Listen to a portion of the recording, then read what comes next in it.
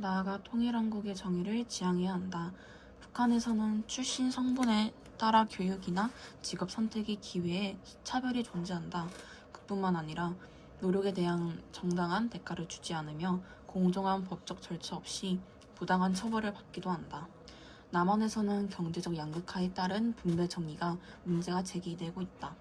따라서 통일한국은 이러한 문제들을 극복하고 모두가 합당한 대우를 받는 정의로운 국가를 지향해야 한다.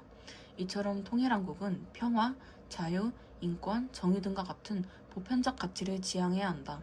이러한 통일한국을 만들기 위해서는 우선 남북한 간의 화해와 평화가 실현되어야 한다. 남북이 서로 화해하고 한반도의 평화가 실현되기 위해서는 개인적 차원의 노력과 국가적 차원의 노력이 함께 이루어져야 한다. 그렇다면 개인적 차원에서는 어떤 노력을 해야 할까? 다음 자료를 읽고 생각해보자. 독일에서는 통일이 이루어지던 순간에는 우리는 하나의 독일이라는 독립의식이 지배적이었다. 그러나 통합이 진척되면서 동서독 주민 간의 편견과 차별의식, 그리고 갈등이 나타났다. 서독인 동독인을 비하하는 게으른 동쪽 것, 그리고 동독인이 서독인을 비하하는 거만한 서쪽 것이라는 용어는 동서독 주민 간 편견과 갈등을 보여주는 대표적 예이다. 동독 출신 주민들은 새로운 가치와 생활 양식을 접하며 정신적 혼란을 경험하였고 오히려 과거를 그리워하는 오스탈기 현상도 나타났다. 서독 출신 주민들은 조세 부담이 증가하고 물가가 상승함에 따라 많은 불만이 생겨났다. 먼저 열린 마음으로 소통하고 배려를 실현해야 한다. 이 자료는 독일 통일 직후 서독 주민 사이의 갈등을 보여주고 있다. 우리나라도 통합 과정에서 남북한 출신 주민 간의 갈등이 생겨날 수 있다.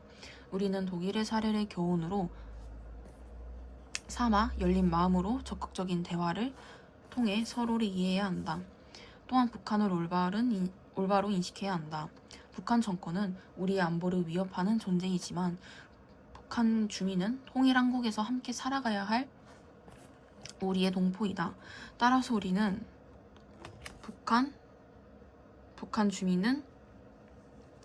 우리는 북한의 경계 대상이자 동반자라는 양면성의 측면에서 이해할 필요가 있다. 그리고 통일에 관하여 관심을 가져야 한다. 통일은 나와 상관없는 일이라거나 누군가로부터 주어지는 것이라는 생각을 버리고 언제든지 현실로 다가갈 수 있다는 것을 인식해야 한다.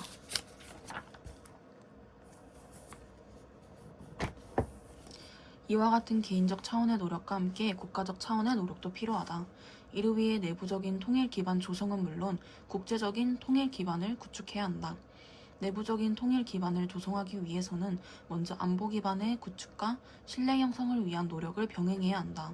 북한의 안보 위협을 지속되는 상황에서 국가의 존립과 직결되는 튼튼한 안보 기반을 구축해야 한다. 이러한 토대 위에 사회, 경제, 문화 분야에서 교류와 협력을 도모하여 서로 간의 신뢰를 형성해야 한다. 또한 평화적 통일을 위한 체계적인 준비를 해야 한다. 통일의 필요성과 방법, 통일 한국의 미래상 등에 관한 소통을 바탕으로 국민적 이해와 합의를 도출하고 통일 비용 문제 등 통합 과정의 어려움과 혼란에 대비한 장기적이고 계획적인 준비를 통해 통일에 따른 충격을 완화해야 한다. 국제적인 통일 기반을 구축하기 위해서는 국제사회와의 협력을 강화해야 한다. 한반도 통일은 여러 나라의 이해관계나 안보 문제가 결부된 국제적인 성격을 지닌다. 따라서 외교를 통해 한반도 통일이 각국의 이익을 침해하지 않으며 동북아시아 및 세계 평화와 번영에 기여한다는 점을 적극적으로 알려야 한다. 이러한 노력을 통해 우리는 통일 시대를 준비해 나가야 하고 바람직한 통일 한국의 기반이 되는 남북한 평화와 실현을 실현해야 한다.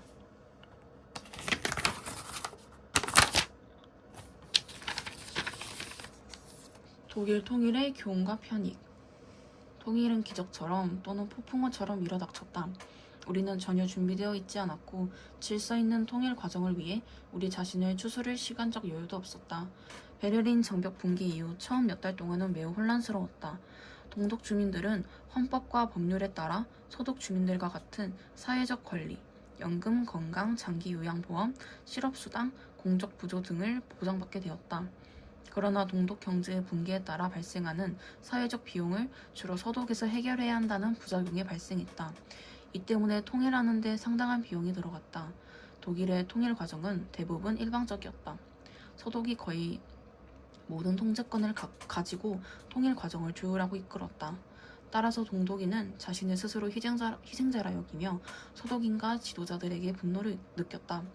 이러한 상황에서 도출할 수 있는 교훈은 분명하다.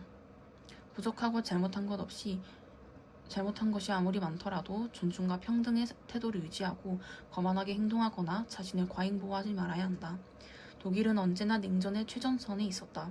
그러나 이제 전쟁의 저주와 고통의 가능성은 현저히 줄어들었다. 동독 주민들은 법치 국가에서 살게 되었고 정치적 자유와 선거의 자유를 누리게 되었다.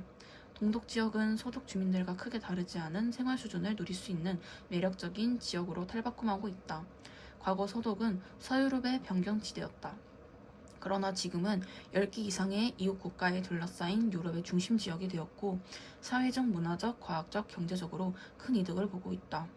또한 현재 모든 독일인은 유럽 전 지역을 어떠한 제재나 어려움 없이 여행할 수 있게 되었다. 통일이 가져다준 이점 중 하나는 엄청난 국방비의 절감이며 이로 인해 동독에 대한 재정 지원이 수월해졌다.